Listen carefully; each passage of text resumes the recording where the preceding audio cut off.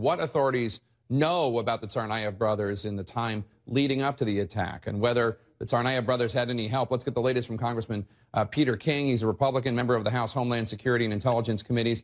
Congressman King, thanks for joining us. How sure are authorities that these three, the three arrested today, had no knowledge before the attack of the attack?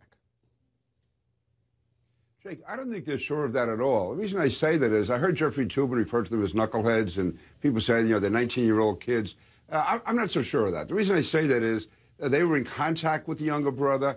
They texted them. He went back to them with LOL and then advised them or urged them, it appears to me, to go to his room to take the evidence out. Now, would he have done that if he didn't trust them, if somehow they didn't know something was going on? And then they said they go to the room, they take it out, and then they decide to help a friend. Well, it's not like getting rid of a six-pack when someone's charged with underage drinking. You're talking about the worst massacre in recent American history and the largest manhunt, and your friend is involved in it, and they're treating it almost in a casual way. And again, I just think that what the FBI and others are going to be looking for now is, did they have any knowledge beforehand? Because they do. I think on page 11 of the affidavit, it talks about how the younger brother had told them you know, that he knew how to make a bomb. He learned how to make a bomb. You put all this together. I'm just putting myself in the position, if my best friend in college, suddenly I realize he's the defendant in the worst massacre in recent history, and I just go to his place, and they said they took the fireworks, and then to make it look good, they also took the computer.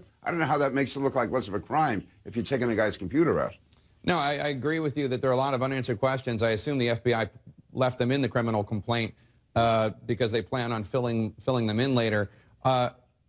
What do you hear from investigators when it comes to whether or not they're working off the premise that the Tsarnaev brothers acted alone in the planning and execution of the attack? Are they still convinced, or are they still open-minded, or do they think now, based on today's arrests, that it's likely that there were others involved? From people I've spoken to in the investigation, most of them are operating on the presumption that others are involved. I'm not saying there's evidence that others are involved, but when they look at the totality of the circumstances, it's hard to believe that these two defendants, these two terrorists, could have done all this on their own. So whether there's a foreign component, whether there's others here in the U.S.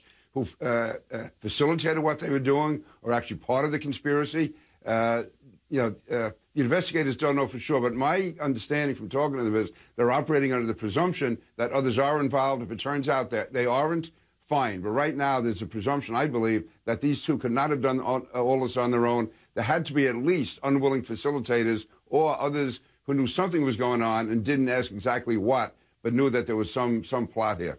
Based on your briefings, do you think these three individuals arrested today will be able to provide any more intelligence on the Tsarnaev brothers, significant intelligence? Yeah, I mean, to be clear, I have not received official briefings. My sources are people in law enforcement who I've known over the years. And basically, yes, they do believe that these three could provide much more information as to what they knew before the attack on May 15th, April 15th. Congressman Peter King, thanks so much.